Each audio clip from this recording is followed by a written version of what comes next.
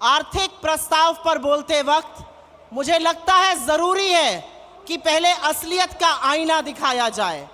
और वसीम बरेलवी की एक लाइन है जो असलियत बिल्कुल हूबहू बयां करती है। तेरी फाइलों में गांव का मौसम गुलाबी है, ये आंकड़े हैं झूठे, ये दावे किताबी हैं। यही असलियत मोदी सरकार की है। और आज जब हमारा 25वां महाधिवेशन हो रहा है, इस महाधिवेशन के वक्त ये देश बेरोजगारी से, महंगाई से, आर्थिक असमानता से, भूखमरी से, कुपोषण से, बढ़ती हुई गरीबी से और अडानी के एक बड़े स्कैम से जूझ रहा है, जिस पर इस सरकार की चुप्पी बरकरार है। और इसीलिए हमारा जो रेजोल्यूशन है, हमारा जो प्रस्ताव है, वो इस सबको छूता है। मोदी सरकार से बेरोजगारी की बात करो तो कहते हैं पकौड़ा तल लो, पर पकौड़ा तलने वाला तेल आपने 90 से 220 कर दिया और आटे पर भी जीएसटी लगा दिया। पकौड़ा तले तो तले कैसे? महंगाई की बात करो तो इस देश की वित्त मंत्री कहती है मैं तो लहसुन प्याज नहीं खाती, बाकी देश खाता है। बाकी देश की महंगाई से आपने लगातार कमर तोड़ी है। और इसीलिए जो हमारा इकोनॉमिक रेजोल्यूशन है, जो आर्थिक प्रस्ताव है, वो भारत जोड़ो यात्रा से जुड़ा हुआ है। जब राहुल जी भारत जोड़ो यात्रा कर रहे थे, जब वो कन्याकुमारी से कश्मीर कबीर 4000 किलोमीटर पैदल चल रहे थे, तो वो अजनबियों को गले लगा रहे थे, वो लोगों के आंसू पोंछ रहे थे, लेकिन वो युवाओं के टूटे हौसले इस देश के बिखरे सपने को भी बटोरने का, जोड़ने का काम कर रहे थे। और वही हमारी रेजोल्यूशन का पार्ट है। हम आर्थिक असमानता कम करने पर प्रतिबद्ध हैं, हम भुखमरी को खत्म करने पर प्रतिबद्ध हैं, हम रोजगार बनाने पर प्रतिबद्ध हैं, हम महंगाई को नियंत्रण में लाने पर प्रतिबद्ध हैं। मैं आपसे पूछती हूं, जो महंगाई की बात करते हैं, प्राइम मिनिस्टर से बात करो या मंत्रियों से बात करो, तो वो ऐसा सच्चाई से पलड़ा झाड़ लेते हैं, उनको महंगाई का आईना दिखाओ तो आंखें मूंद लेते हैं, और प्रधानमंत्री तो मुंह में दही जमा लेते हैं, वही दही जिस पर उन्होंने जीएसटी लगा दिया है।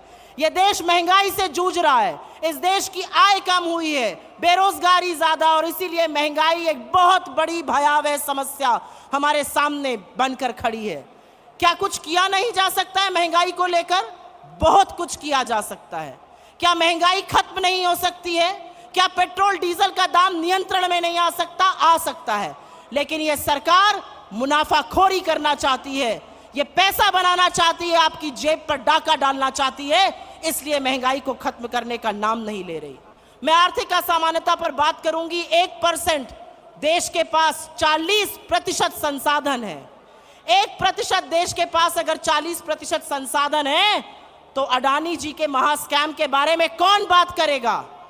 एक व्यक्ति जिसको आपने 609 नंबर से दूसरे नंबर पर लाकर विश्व के सबसे अमीर लोगों की सूची में बिठा दिया, आज वो आक्षेपों के घेरे पर है। उनके ऊपर गंभीर आरोप है। उनके ऊपर आरोप है स्टॉक मार्केट में हेरा फेरी करने का, उनके ऊपर आरोप है पैसा बनाने का, उनके ऊपर आरोप है बेनामी संपत्ति का। आपने उनको मोनोपोली दी पोर्ट में, एयरपोर्ट में, कृषि में, खाद्य में, सीमेंट में, रिन्यूएबल एनर्जी में। लेकिन जब आज उनके आक्षेप सामने आए हैं, आरोप सामने आए हैं, तो प्रधानमंत्री का गला सूखने लगता है। और जब राहुल जी उनसे लोकसभा में और हमारे अध्यक्ष उनसे राज्यसभा में सवाल पूछते हैं, तो उनके कांपते हाथों से वो पानी पीते हैं। लेकिन एक भी संस्थान उनके खिलाफ एक्ट नहीं करता है। कहां है सेबी, कहां है आरबीआई, कहां है डायरेक्टरेट ऑफ रेवेन्यू इंटेलिजेंस, कहां है ईडी, कहां है इनकम टैक्स, कहां है एसएफआईओ, कहां है एमसीए? एक शब्द नहीं बोला जाता है अडानी के खिलाफ।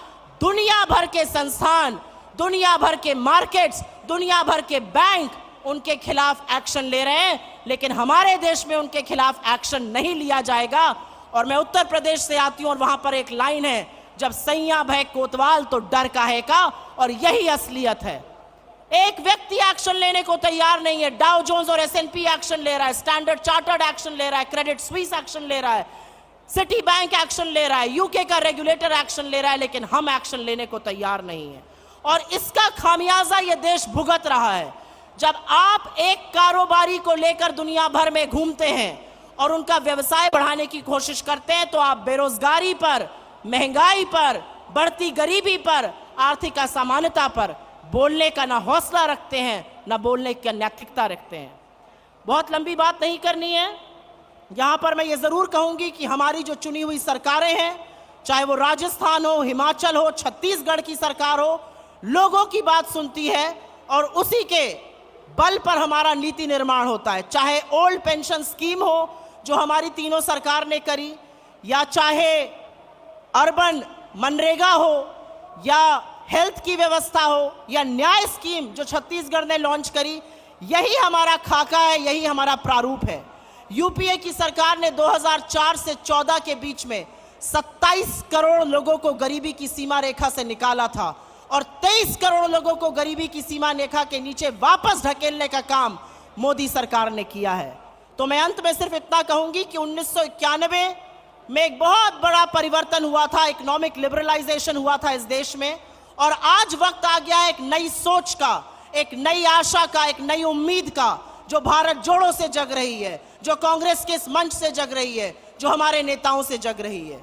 युवाओं को रोजगार देना हमारा परम कर्तव्य है। और अगर आप मुझसे पूछिए कि नंबर 1 टू नंबर 10 क्या प्राथमिकता होनी चाहिए सरकार की, तो रोजगार, रोजगार, रोजगार और महंगाई को खत्म करना होना चाहिए। युवाओं की बात करना इसलिए जरूरी है क्योंकि कहते हैं तलवारों की धारों पर इतिहास हमेशा बनता है, जिस ओर जवानी मुड़ती है उस ओर जमाना मुड़ता है। इसीलिए युवाओं की बात करनी जरूरी है, महिलाओं की बात करनी जरूरी है, खेतिहर मजदूर की बात करनी जरूरी है, किसान की बात करनी जरूरी है, और उसी का खाका हमारा इकोनॉमिक रेजोल्यूशन तैयार करता है। हम प्रतिबद्ध हैं सबको, और हम आशा और विश्वास करते हैं कि जनता हमारा साथ देगी और हम जो करना चाहते हैं जनता के लिए वो जरूर करेंगे।